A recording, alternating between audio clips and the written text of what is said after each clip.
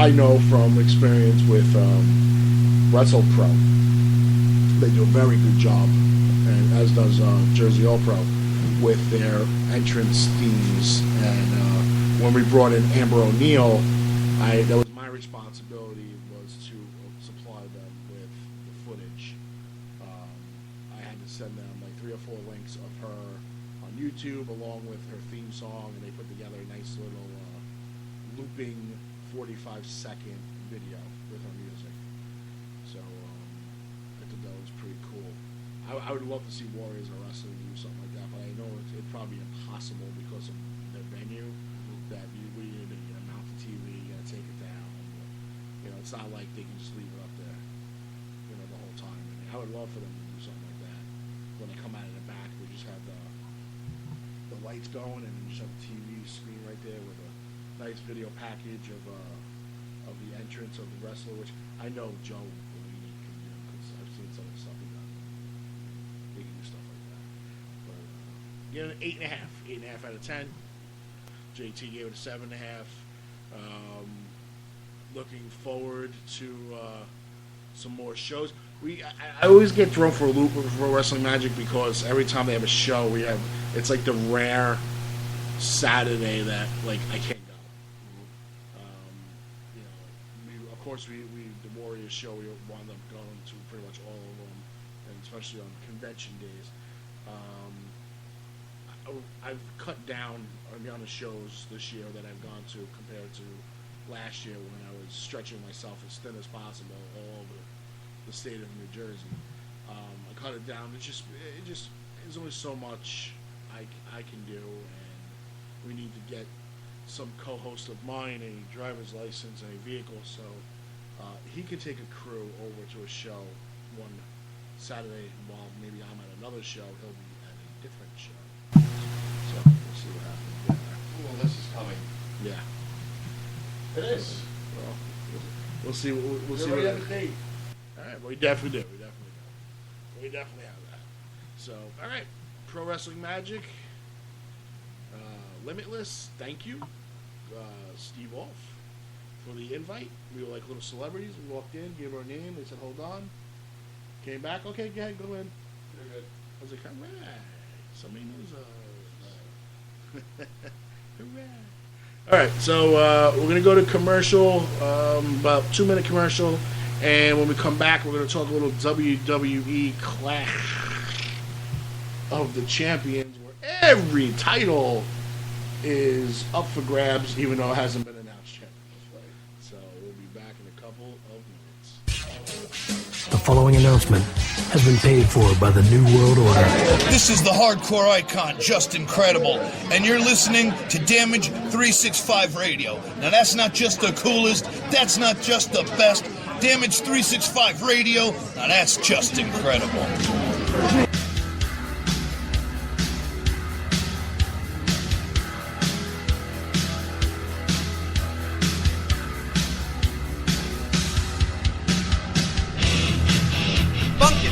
Wrestling Superstores, selling wrestling memorabilia from all around the world, including WWE, TNA, Japan, Mexico, and the very best of the independents. They've got action figures, DVDs, autographed memorabilia, t-shirts, and more. Plus, stop in and get tickets for great promotions like UWA Elite, CZW, and many others. Located indoors at the world-famous English Town Flea Market, Green Building, booth number 35 on 90 Wilson Avenue, Manalapan Township, New Jersey. Open every Saturday and Sunday, 8 a.m. to 4 p.m. Log on to Facebook.com/Funkenstein Inc. for more information.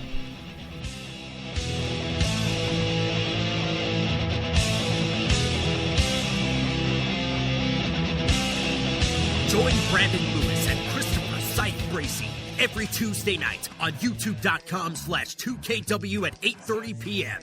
as they bring you the matches and moments that make 2KW Pro the heart of New York City.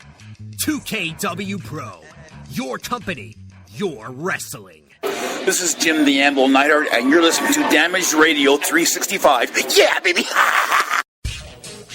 The following announcement has been paid for by the New World Order. And we're back, ladies and gentlemen. Thanks to our sponsors, the Funkenstein Wrestling Superstore, English Town Flea Market, Blue Building, Blues 46 through 48, and of course 2K Pro Wrestling. Check them out at 2kpro.com and on Facebook for their cards and venues. So we got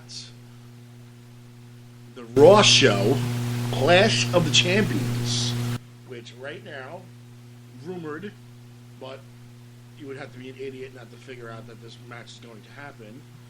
Match number 5 of the best of 7 between Cesaro and Sheamus, which it's 3-2? Well, it's 3-1. 3-1. It's 3-1 Sheamus right now. So Sheamus needs one more win compared to the 4 wins. Well, I guess now 3 wins now that Cesaro needs. So I'm going to go out on a limb and say Cesaro's going to make this tremendous comeback and win the best of 7. Okay. Because why else would you have him go down 3-0? So, I mean, I guess this is the way they're going to push him again and not use him for anything. I don't see where you can use them after this. I mean, where this is going. Where can you put him? This is the problem. You don't have him in the heavyweight championship picture. You can't put him in a cruiserweight picture because he'll kill the guys.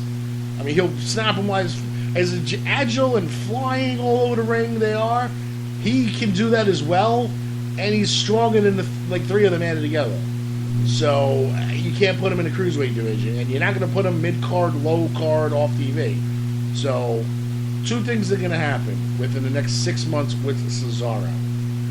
1, he's going to get a major title push where he might actually win. Or 2, we'll be seeing Cesaro at a convention near you in 2017. Look at that. I don't know about that. Let's not go crazy. Why? It's expensive. That's Yeah, we know. So yeah. I don't even see why you would even push Sheamus. Like, if Sheamus were to win, you know. Sheamus is not What are you pushing. gonna do? Look, I understand Cesaro and Sheamus. They put on really good matches. They work very well together. But Sheamus, 10 years past his. Like, people want to bitch about John Cena now being involved in the championship picture, and he don't belong there. But Sheamus doesn't belong in the spotlight anymore.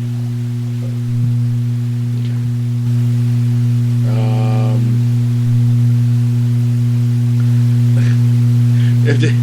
If this match actually makes a pay-per-view, it's gonna be very embarrassing for a Raw pay-per-view. Enzo Amore versus Epico. That doesn't get you excited? No, I was kidding. I don't care. Maybe for the entrance. Yeah, that's about it. Literally. So remember I told you a couple weeks ago, it was maybe a month ago, I said that you might see Big Cass more into the singles. And you went, no, they're great together. No, that's an awesome tag team. Why are you gonna break them up? Oh, they might win the tag team titles. Big Cass was in that involvement for the Universal Championship. Now we got Enzo taking on. I don't know. I mean, it says Enzo Amore and Big Cass versus Shining Stars, but I don't know. I guess because the Shining Stars have won 2 straight matches against them, so I guess that only makes sense that you have them win 2 matches on national television. So Enzo Amore and Big Cass should beat them on a pay-per-view. I think it was a really good move for Epico to, you know, become the Shining Stars and get out of the gimmick that they were. The hell with the Matadors. Yeah, but this is the gimmick they were in before the Matadors. Well, they think they have an entirely different moveset. They're like different wrestlers. Yeah, because they're old. They can't do the same shit they used to do anymore. It's only so many times you can recycle garbage. They're sure doing it. Oh my god. Alright. So it might be Enzo Amore and Big Cass taking on the Shining Stars. Sasha Banks takes on Charlotte for the Women's Championship. Of course, Charlotte being the champion. They would make no... Alright, let me rephrase this. It would make 0 sense to put the belt back on Sasha Banks. She had it. She was banged up. Didn't miss any significant time, but yet you took the belt off of her. And now she's back. Why would you take the title off of her when she didn't miss any significant time? You were thinking she was going to miss significant time, so you just had her lose their match? I mean, and how does she come back, jump right into the picture when Bayley was already there in the picture?